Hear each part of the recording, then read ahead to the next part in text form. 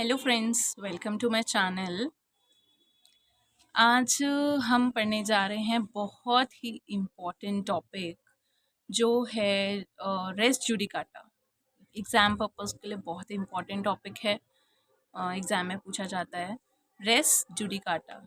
Race judicata कौन से section में आता है? Section 11 of CPC contains res judicata.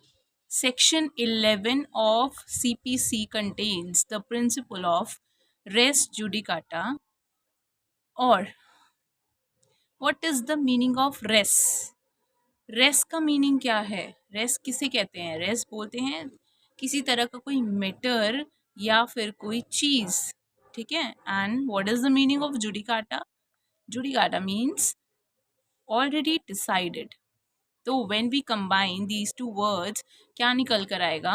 A matter which is already decided, which is finally decided, that is called res judicata. Okay, so अब section 11 of CPC 1908 contains the principle of res judicata or conclusiveness of judgment. Judgement का कंक्लूसिवनेस, हम ये मान सकते हैं कि जो भी जजमेंट आई है वो पूरी की पूरी तरह से कंक्लूसिव है। सब कुछ सुना गया है, सब कुछ देखा गया है, अपनी नॉलेज में लिया गया है, तभी वो डिसाइड किया गया है। ठीक है, जजमेंट की कंक्लूसिवनेस। ओके फ्रेंड्स, किसी भी चीज़ को समझने के लिए ना, कोई भी सेक्शन को समझने के लिए उसका पर्पस समझो। रेस जुडिकाटा, रेस जुडिकाटा का मीनिंग हमने समझ लिया कि मैटर जो ऑलरेडी डिसाइडेड है। दैट मीन्स कुछ तो इशू रहा होगा जो ये डॉक्ट्रिन लाया गया है ना। तो ये इशू था कि एक बार ये जो केस डिसाइड हो गया ना, उसके बाद में दोबारा से वही पार्टी अगर उसको लगा कि अच्छा ये चीज़ रह गई होगी इसमें, तो ऐसा थोड़ी ना है कि बार बार आप उस चीज़ को उठा के ला सकते हो। आपको जिस टाइम पे आपका सूट था, जिस टाइम आपका केस चल रहा था, आपको तभी सारी चीज़ें देखनी चाहिए थी ना। आपने नहीं देखी, लेकिन कोर्ट ने तो देखी होंगी। कोर्ट ने जो डिसीजन दिया ऐसे ही थोड़ी ना दे दिया। तो ये इसका मेन पर्पस था कि बार बार कोर्ट को या किसी सामने वाली पार्टी को डिस्टर्ब ना किया जाए। ठीक है, ट्रबल होता है, हैरेसमेंट होता है, एक्सपेंसेस लगते हैं, है ना, सब कुछ होता है। तो ये इसका मेन पर्पस था कि इसका ऑब्जेक्ट रहा है कि एंड ऑफ लिटिगेशन। ठीक है, लिटिगेशन को ख़त्म करो। एक बार जो चीज़ डिसाइड हो चुकी है, जो केस चल रहा था वो डिसाइडेड है, बार बार मत लाओ। ठीक है, first object is end of litigation, litigation को ख़त्म करो बस। दूसरा इसका ऑब्जेक्ट है प्रोटेक्शन अगेंस्ट डबल जियोपार्डी। एक बार जो केस डिसाइड हो गया, ठीक है, एक बंदे को पनिशमेंट ऑलरेडी मिल चुकी है, तो अब दोबारा से उसको पनिशमेंट नहीं मिल सकती, तो ये उसका प्रोटेक्शन भी है। ठीक है, अब थर्ड इसका पॉइंट है कि decision of court must be accepted as correct and final. जो भी डिसाइड कर दिया है कोर्ट ने, उसको आप एक फाइनल डिसीजन मानो और करेक्ट मानो कि जो कोर्ट ने डिसाइड करा है वो बिल्कुल करेक्ट है। ठीक है, वही बनता था, वही डिसीजन आया है। तो हम इसको ना बेयर एक्ट से पढ़ते हैं, इसका सेक्शन समझते हैं। ठीक है, no court shall try any suit or issue in which the matter directly and substantially in issue has been directly and substantially in issue in former suit between same parties or between parties under whom they or any of them claim litigating under same title भी same रहा है, in a court competent to try such subsequent suit or the suit in which such issue has been subsequently raised and has been heard and finally decided by such court।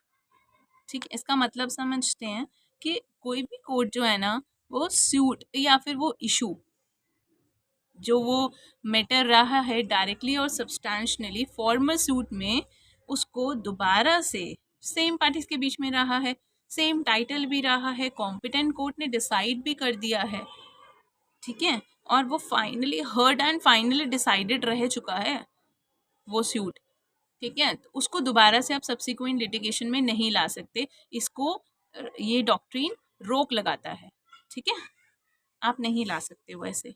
तो इसकी कुछ explanations दी हुई हैं, इसकी 8 explanations हैं, फटाफट से पढ़ लेते हैं। 8 एक्सप्लेनेशन है। पहले में बता रहा है फॉर्मर सूट क्या होता है। फॉर्मर सूट किसको बोला गया है?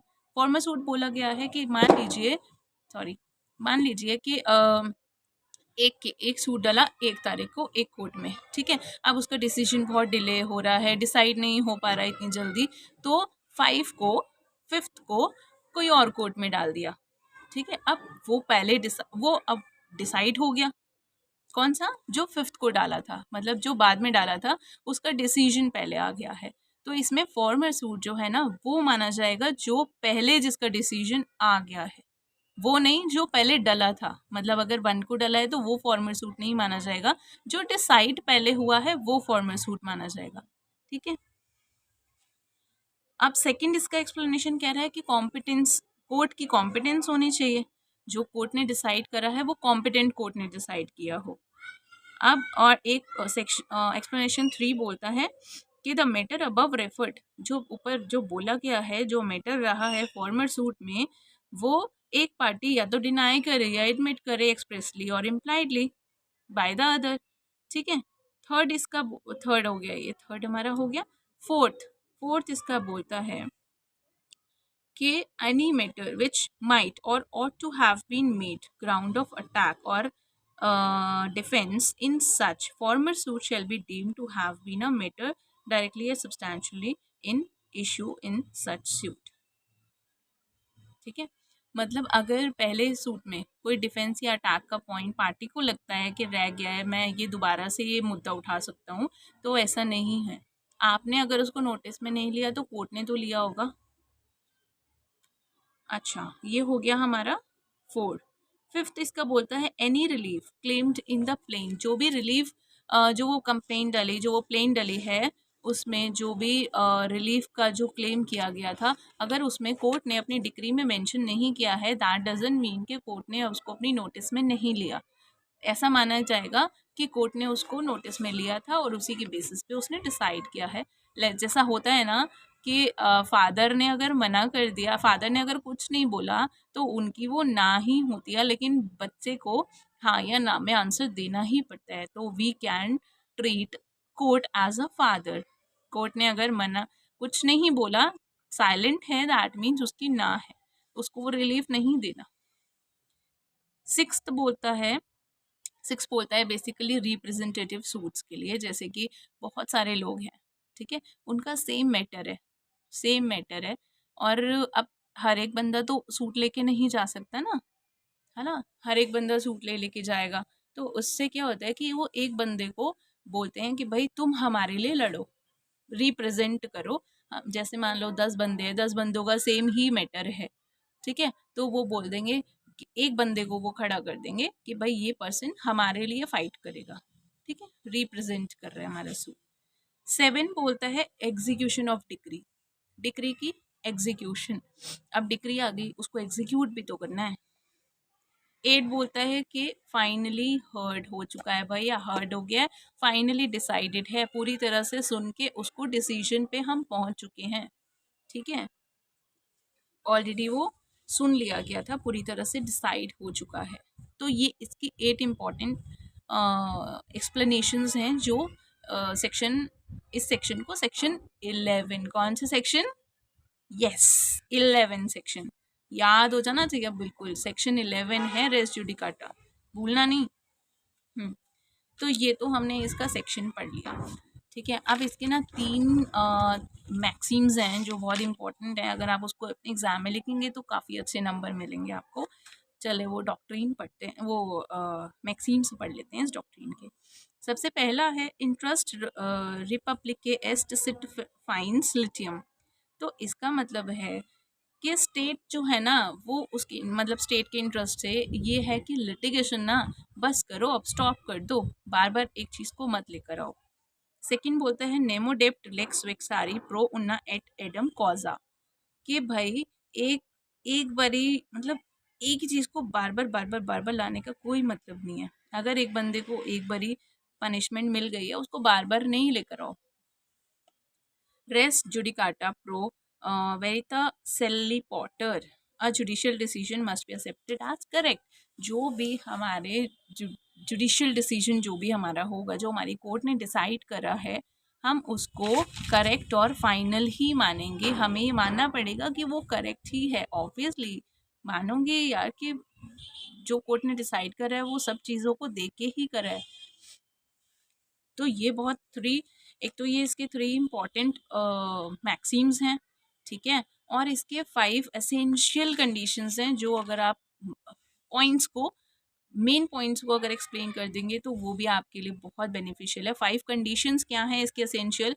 मैटर इन इशू होना चाहिए, सेम पार्टी होना चाहिए, same title, competent court and heard and finally decided. These 5 conditions are very important. Please इनको एक्सप्लेन कराना अच्छे से एग्जाम में, ठीक है? ऑब्जेक्ट इसका पता था आपको? 3 जो मेन ऑब्जेक्ट्स हैं इसके, जो हमने पहले पढ़े हैं, end of litigation, protection against double jeopardy, है ना? और जो एक बार ये मैटर जो है डिसाइड हो गया, उसको आप बिल्कुल करेक्ट ही मानेंगे और एक्सेप्ट भी करेंगे, ठीक है? पर्पस समझ आ गया इसका कि क्यों बार बार क्यों किसी को परेशान किया जाए, ट्रबल करें, हरेस करें और एक्सपेंस लगता है बाबा। तो ये आई होप कि आपको समझने में थोड़ा इजी लगे। कौन सा सेक्शन आज हमने पढ़ा है, जल्दी से बताइए। Yes, section 11 of CPC which contains the principle of res judicata. I hope मेरी वीडियो आपको अच्छी लगे और हेल्पफुल लगे। अगर लगे तो प्लीज़ लाइक ज़रूर कीजिएगा। Thank you so much, take care, bye bye.